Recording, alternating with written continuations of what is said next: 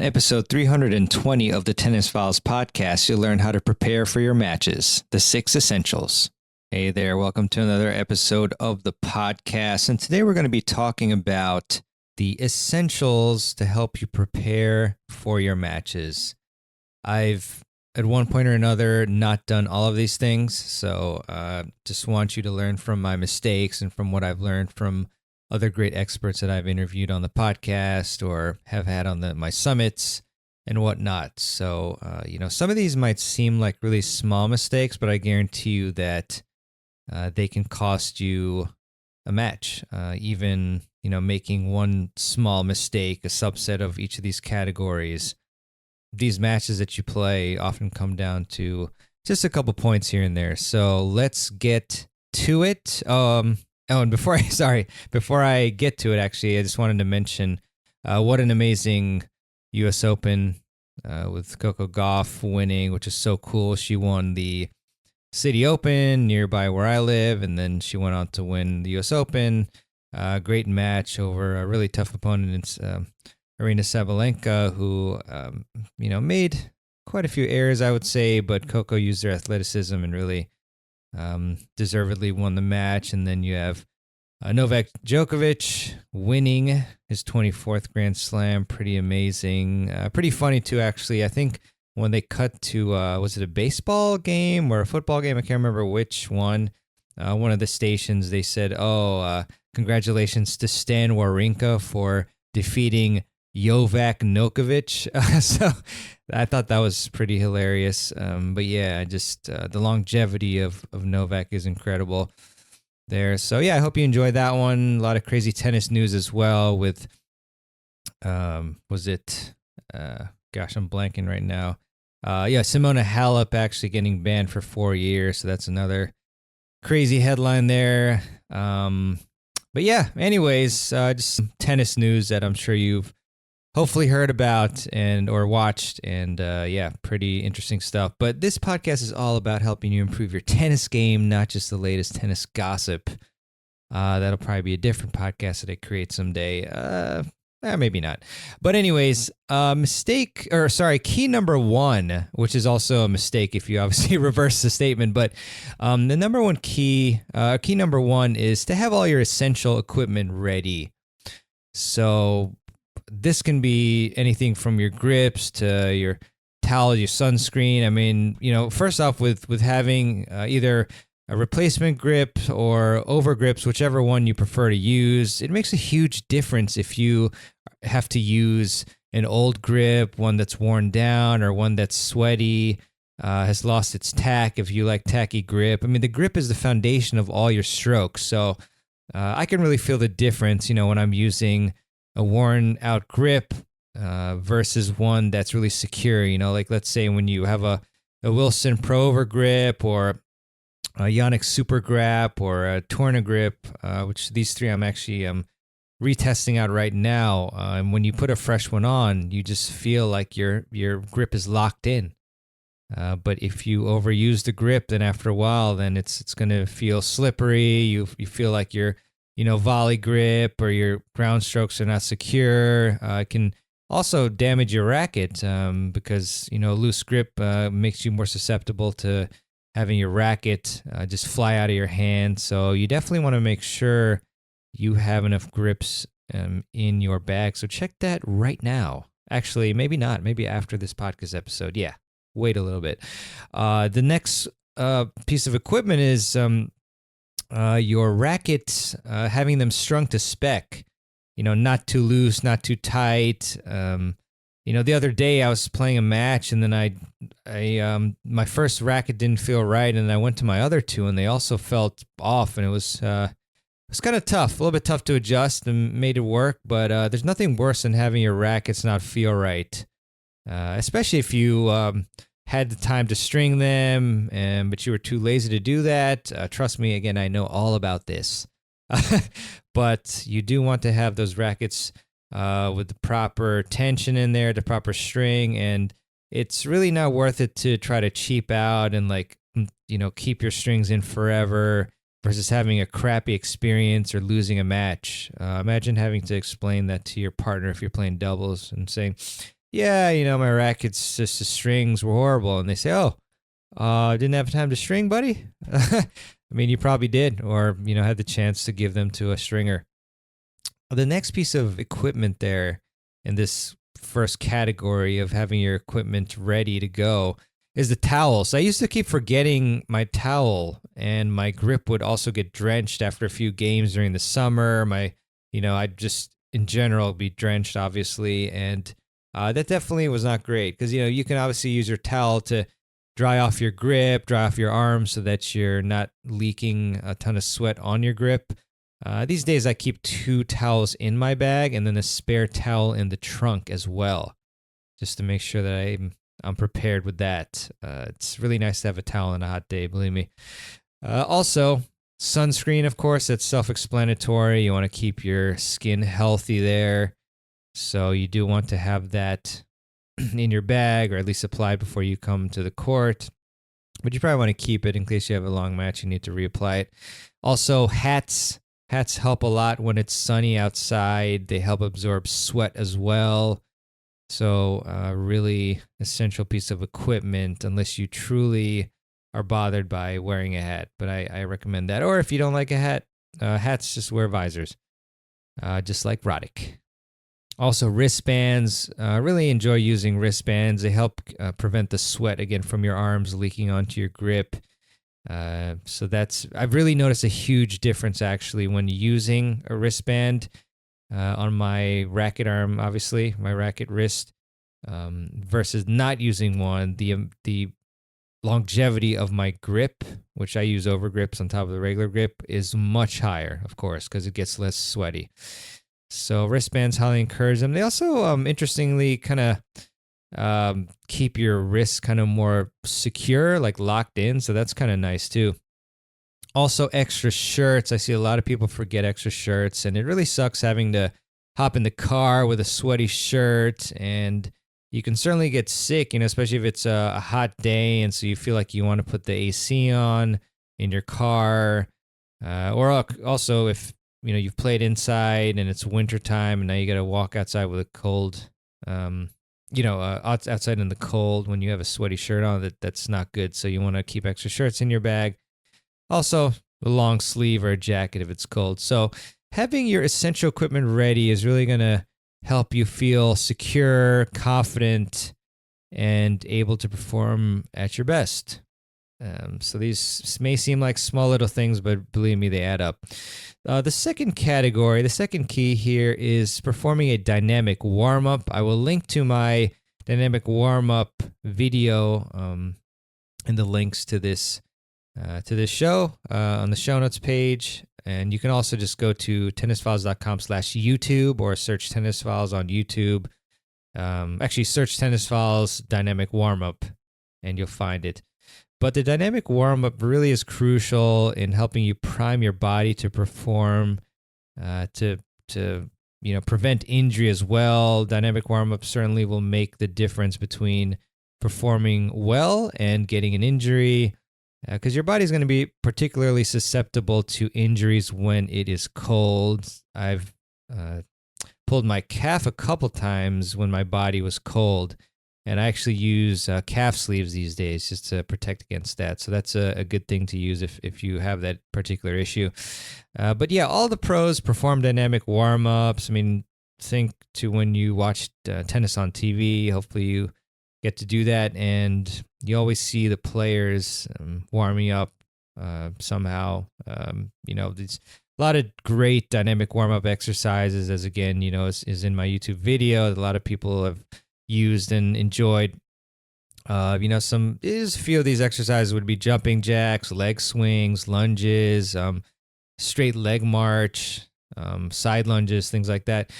So those are really, really helpful in getting you ready to play. You don't want to just get in the car and arrive to the match with 0 minutes until it starts. It's the worst idea possible, and I've done that a lot, especially when I was younger. The junior days especially. So the dynamic warm-up is huge. Key number 3 is the appropriate hydration and nutrition. So this science element of peak performance is very interesting to me. I've had some hydration experts on the podcast and the summits as well. And so with hydration, especially if you're playing a match, especially if it's going to be more than an hour of exercise, and especially, again, like even on top of those two things, if it's going to be outside and hot. In this case, you want to prepare by preloading your body with electrolytes, an electrolyte drink before your matches. And you do want to look for sodium as the key element in these electrolyte drinks.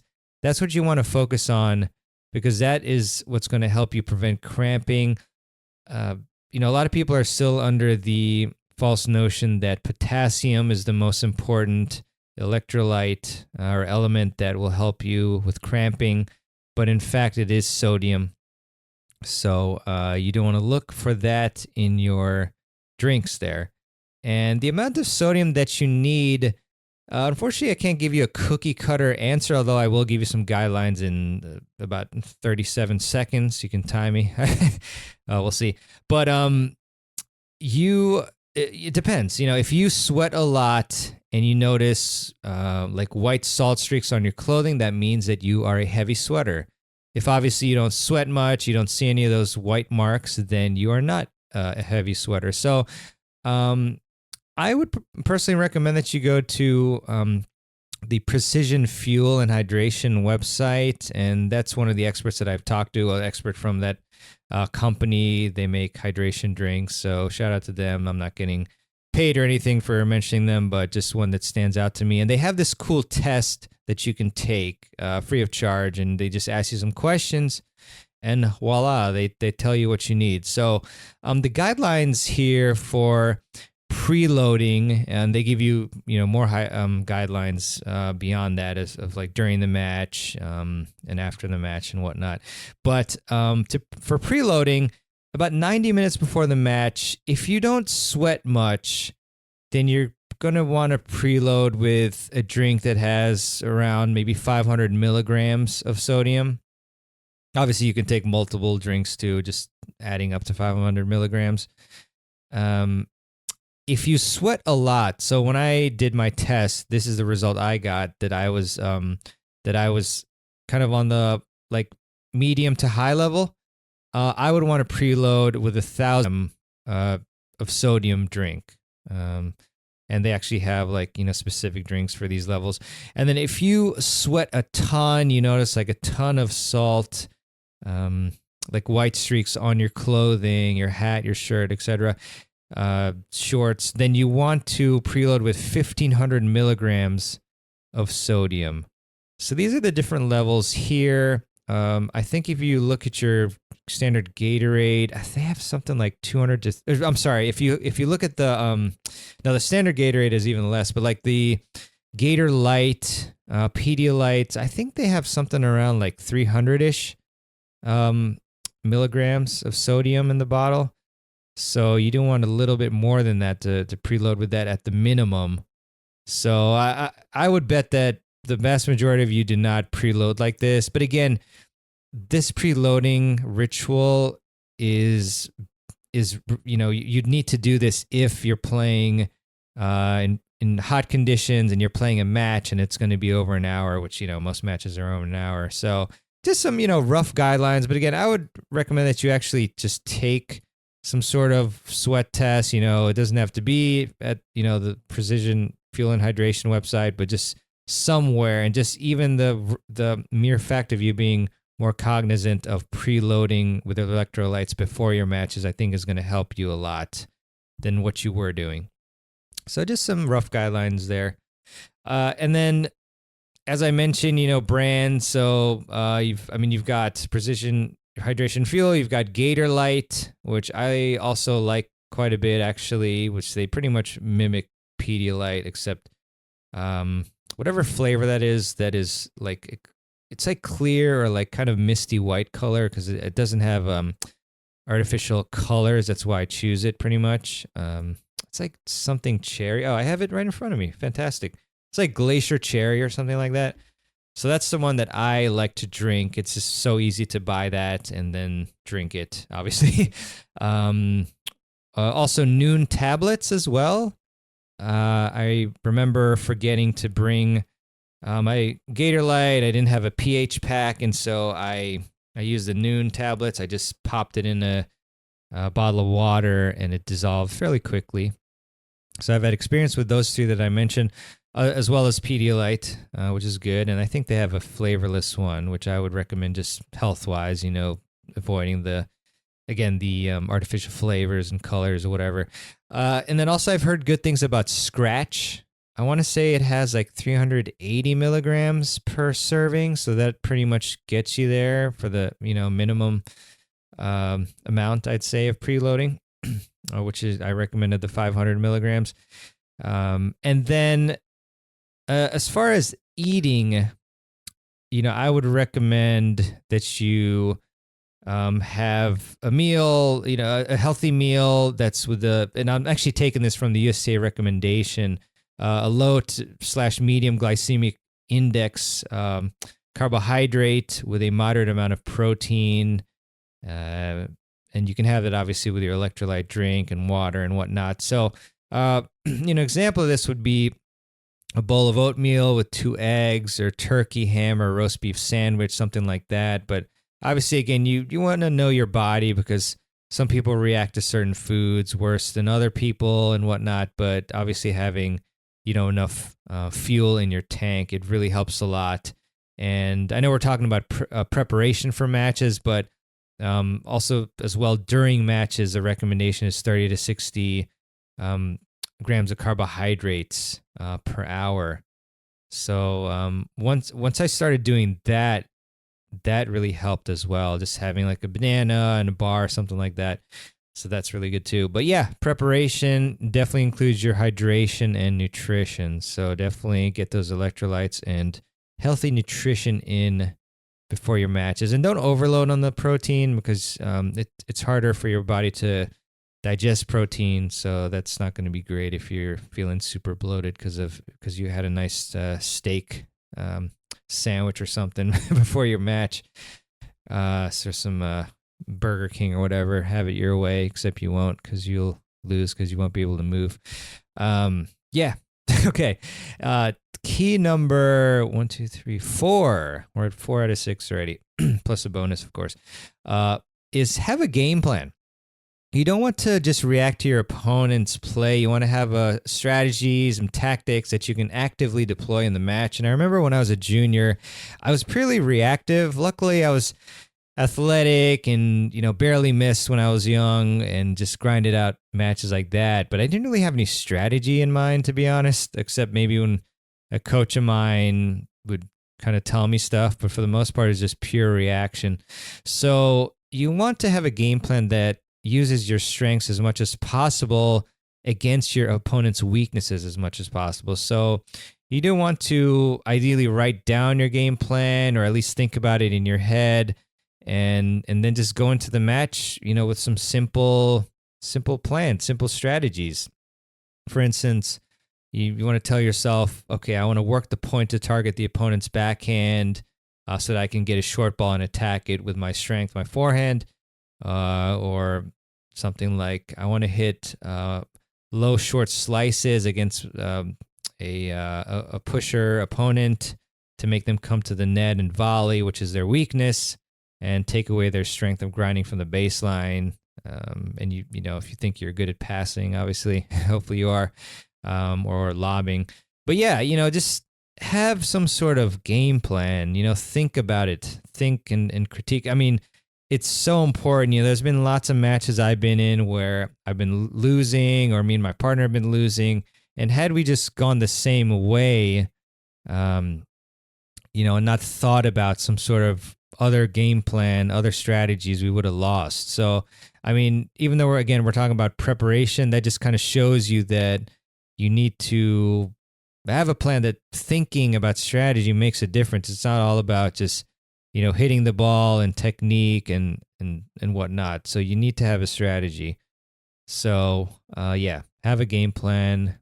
That thinking about that is just going to get you in the right frame of mind about executing rather than thinking about the results. That's another thing too. You're occupying your mind with actionable items rather than just thinking about, oh, I want to win. That's kind of the worst thing to do, is to think about winning too much. And that kind of goes into key numbers. We're at 6 already? 1, 2, 3, 4, 5. I'm sorry.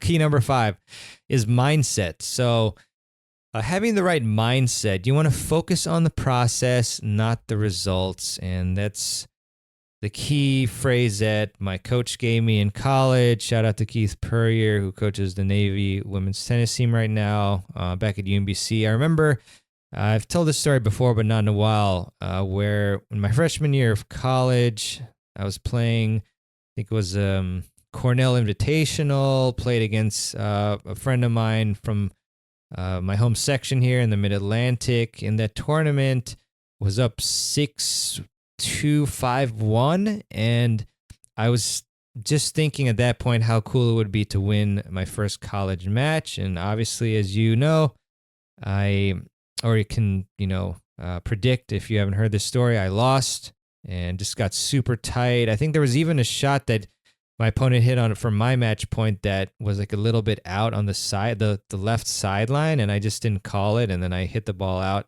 But yeah, pretty brutal. But after that match, Coach Purrier said, focus on the process, not the results.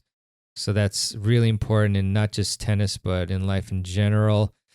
And some common pre-match thoughts that I used to have and sometimes creep up on me once in a while, and I'm sure for lots of you, is thinking, first off, that you're going to lose. Terrible thought to have, obviously.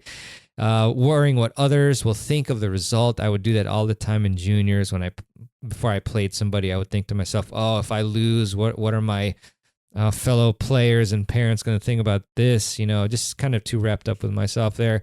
Hoping the match rains out, stuff like that, just having fear about playing. I definitely thought about that quite a bit. I remember having to play a big rival in high school tennis, and I was just nervous, and I was just hoping that it would rain, but it didn't, and I did not win. Compare that with what winners, how they think. So winners and successful players, they're doing key number 4 there. They're formulating a game plan. They're thinking to themselves, I'm going to try my best out there. They have self-belief and confidence. They trust their training, just like Junior Tennis Champions Center. Shout out to them. That's their motto in there. So these are the sorts of thoughts you need to have with yourself. Thinking about just running down every ball like Nadal, things like that. I hope he comes back soon, by the way. So yeah, mindset is a true key essential that will make a big difference in your success on the court and off the court. And key number 6 is to know your in-between point routine. And it was really cool to see this mentioned by Craig O'Shaughnessy, who I've had on my summits a few times. He was a chief strategist for Novak Djokovic, and he's commentating all the time. And so he called it the IBPR, obviously in-between point routine. But he said that this in-between point routine concept was one of the main reasons that Coco Gauff won the U.S. Open. And it's one common routine that I learned from Jeff Greenwald from Fearless Tennis, again, another podcast guest and summit guest, is the following. Feel your feet on the ground, adjust your strings, give yourself a positive affirmation, and an action item for the next point.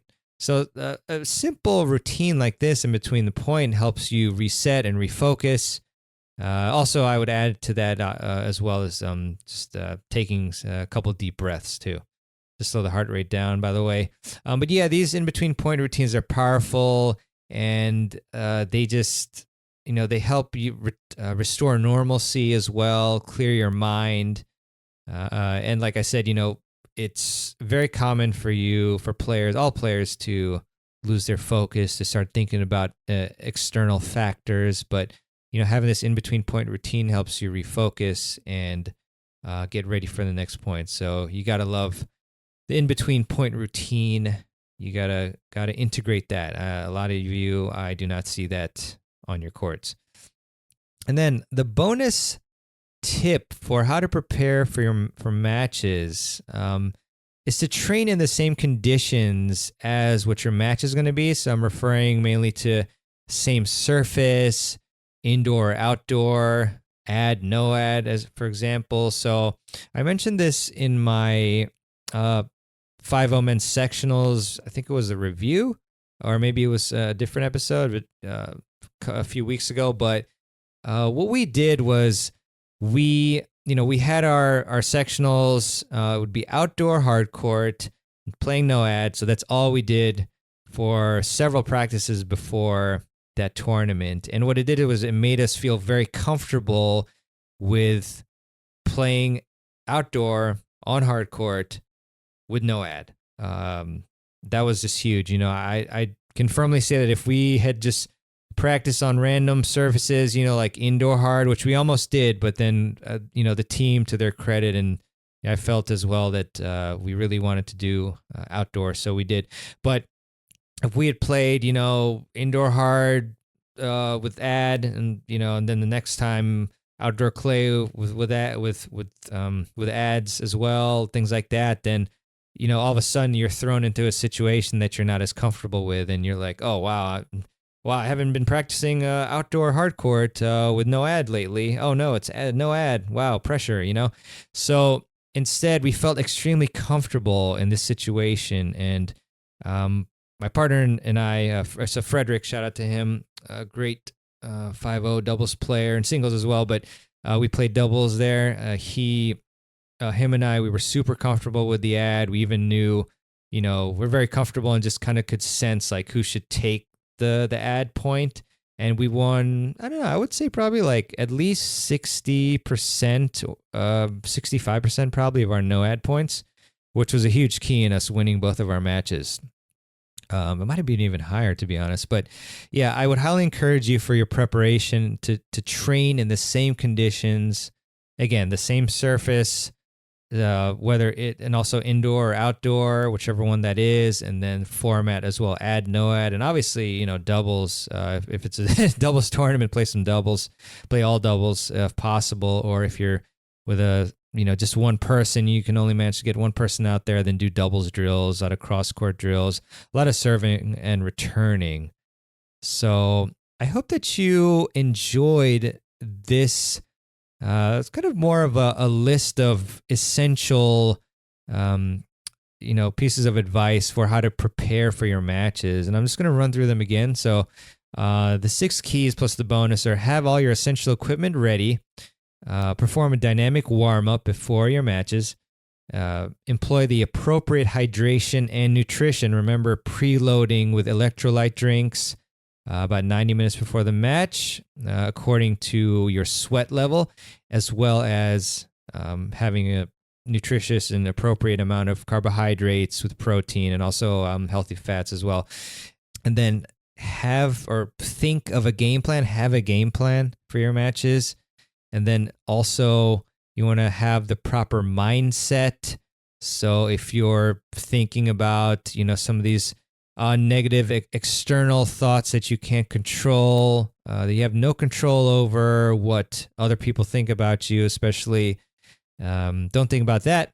Think about how you're going to give max effort. Think about, all the training you've done before, and get confidence from that, and think about the game plan, have self-belief, and then know your in-between point routine. Think about that. Just a quick refresher, hopefully, if you have that already, or if not, just give yourself 2 to 4 different things that you can do in between the points to help reset and refocus yourself. And then the bonus piece of advice here to help you prepare for matches is to train in the same conditions. Again, the same surface, and indoor, outdoor, and ad or no ad format, or even if it's pro set, obviously, do that as what your match is going to be. So yeah, I hope you really enjoyed that and took value from it. And if you did, while I'm finding the quote of the day here, If you did, then I would really appreciate it if you would leave a review for the Tennis Files podcast, and you can do that by going to tennisfiles.com/Apple Podcasts with an S at the end. Leaving a review on Apple Podcasts, we just find just gives the most movement for the show in terms of visibility and rankings and such. And not that I'm so much really concerned about rankings. It really honestly doesn't matter that much at all. And the rankings fluctuate so much. So, I mean, whatever. But just more for the show's visibility, because then that means that more people will see it and then they will benefit from it. So we just love helping the tennis community. So really cool. If you could help make that happen with a review on Apple Podcasts or whatever platform that you use to listen to the show. And want to leave you with a quote by Bella Caroli, I think it is. And Bella said, "No competition, no progress." And that makes me think about when I played a tournament at JTCC. I remember my dad was there watching too, and we were in the, what do you call it? I guess the indoor area where the TV is, after I had lost a tough match against a really tough player. It was close, but I lost. Might have been like 4-5 or something like that. Yeah, it was a tough one. But there's this older gentleman who had asked me and my dad how I did, and I said that, it was a tough match and I lost. And then that really nice gentleman said something to the effect of, well, it's much better that you competed and lost than that you didn't compete at all. And very true, because you always learn something when you lose. You learn about your game and what you can improve upon, also what you're doing well right now, things like that. So really highly encourage you to compete in some sort of form, because that'll really bring out what you're most comfortable doing, your main strengths, your weaknesses, especially if you play a tougher opponent. They're going to exploit that. So yeah, competition is great for all aspects, again, of life as well, including tennis. Alrighty then. Well, that is it for this episode. I'm going to go and play some mixed doubles right now. That's exciting. Looking forward to that. I've been also working a lot on my serve. I've been taking a couple lessons lately. So that has been great. Shout out to Hyan. He's been helping with my serve, and I've been going most mornings and practicing as well. So yeah, I just want to put that out there, hopefully it'll help motivate you to get a basket of balls out there and go serve and figure out what's going on. Right now I'm working on my racket drop.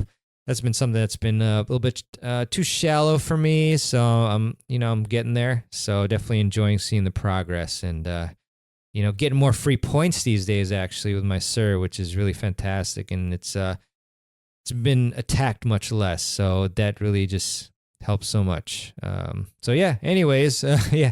Hope you keep working at your game, keep improving your tennis game, and I'll see you on the next episode of the Tennis Files podcast. This is your host, mehrban. Thanks for listening to the Tennis Files podcast. For more tips to help you improve your tennis game, visit tennisfiles.com.